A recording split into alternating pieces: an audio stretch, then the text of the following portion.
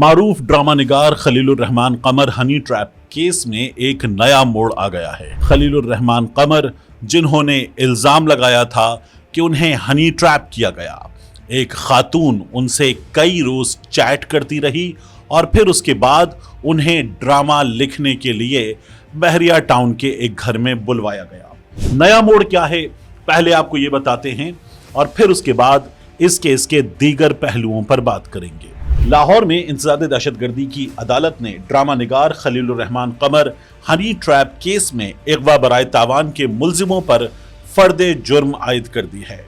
اس کا مطلب یہ ہے کہ اب ان ملزموں پر اس الزام کے تحت مقدمہ چلے گا، جس کے بعد یا تو یہ مجرم ثابت ہوں گے اور سزا پائیں گے یا جرم ثابت نہ ہونے کی صورت میں چھوٹ جائیں گے۔ انسداد دہشت گردی عدالت کے جج ارشد جاوید نے کیس پر سماعت کی۔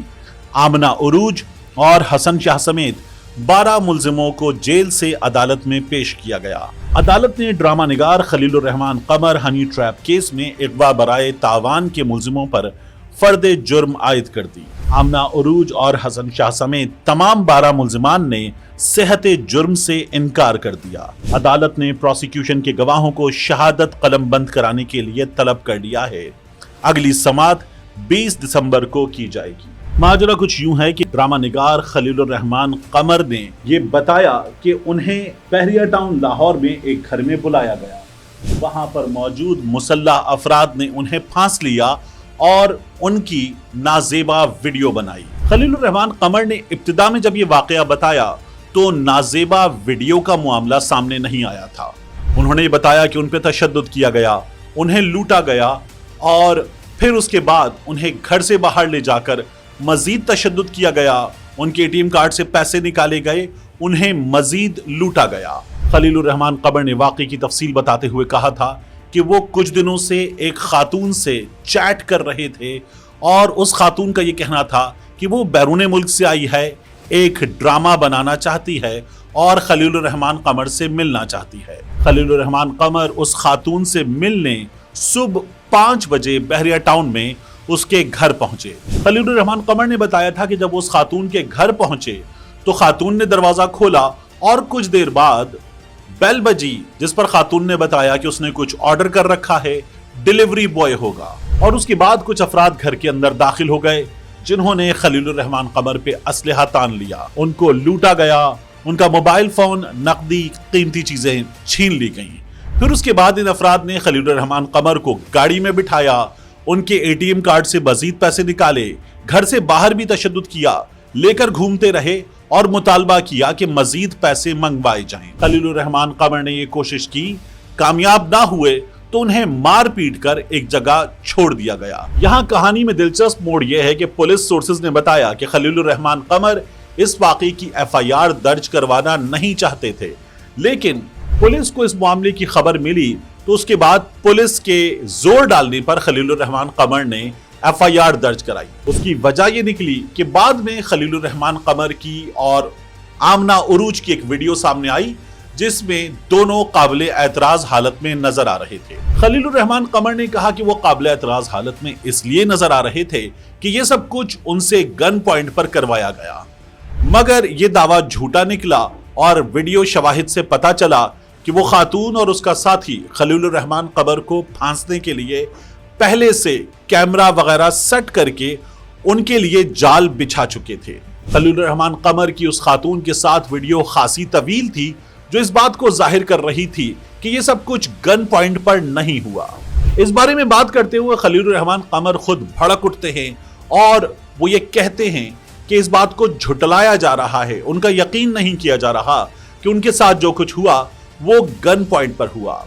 خاتون آمنہ عروج کہتی ہے کہ جو کچھ ہوا اس میں خلیل الرحمان قمر کو پھانسا ضرور گیا تھا، لیکن ان کے ساتھ یہ سب کچھ زبردستی نہیں کیا گیا۔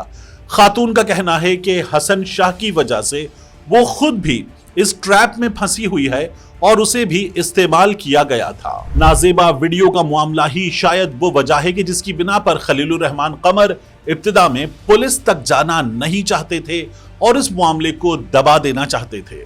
پولیس کے اصرار کرنے پر خلیل الرحمان قمر نے FIR درج کرائی اور پھر آہستہ آہستہ इस गैंग के लोग गिरफ्तार होना शुरू हुए। खलीलुर रहमान कमर पर इस वजह से बड़ी तनकीद हुई कि वो खुद लोगों को अखलाकियात का दर्स देते हैं, उनके बारे में बात करते हैं और खवातीन राइट्स के लिए काम करने वालों को टेलीविजन पर बहस के दौरान गालियों से नवाज चुके हैं।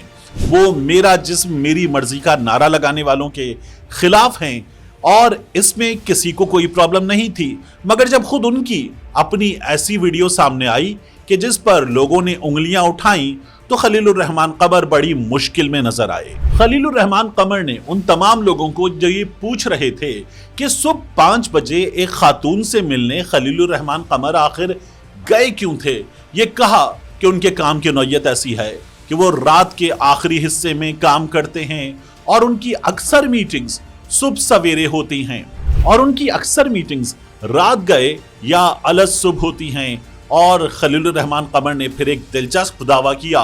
उन्होंने कहा कि उन्हें आंखों का एक मसला है जिसकी वजह से गुज़श्ता कुछ अरसे से डॉक्टर ने उन्हें कुछ वक्त के लिए धूप में निकलने से मुकम्मल तौर पर मना कर दिया है। ये केस चलता रहा, खलीलुर रहमान कमर मुश्किलात में घिरे रहे और ये सूरत हाल इतनी बिगड़ी कि फिर राय आम्मा अपने हक में हमवार करने के लिए खलीलुर रहमान कमर ने ऐसे इंटरव्यूज भी दिए जिसमें उलमाए कराम उनके साथ बैठे नजर आए और उनके अखलाक की गवाहियां दे रहे थे। उन्होंने कुरान पाक सामने रखकर कहा कि खलीलुर रहमान कमर एक नेक आदमी हैं और उनकी किरदारकशी की जा रही है। पुलिस ने इस गैंग के अरकान को जब गिरफ्तार किया था तो मुलजिमा आमना उरूज, उसके साथ साथी 3 गाड़ियां, असलहा और वायरलेस सेट भी बरामद किया गया था। ये माजरा 15 जुलाई की रात का था और खलीलुर रहमान कमर रात 12 बजे आने वाली कॉल पर खातून से मिलने सुबह 5 बजे बहरिया टाउन उसके घर पहुंचे थे। अब ये केस तेजी से आगे बढ़ेगा जिसके बाद एक बार फिर खलीलुर रहमान कमर का नाम जो गुज़श्ता कुछ दिनों में दब गया था दोबारा इस केस की वजह से खबरों की जीनत बनेगा।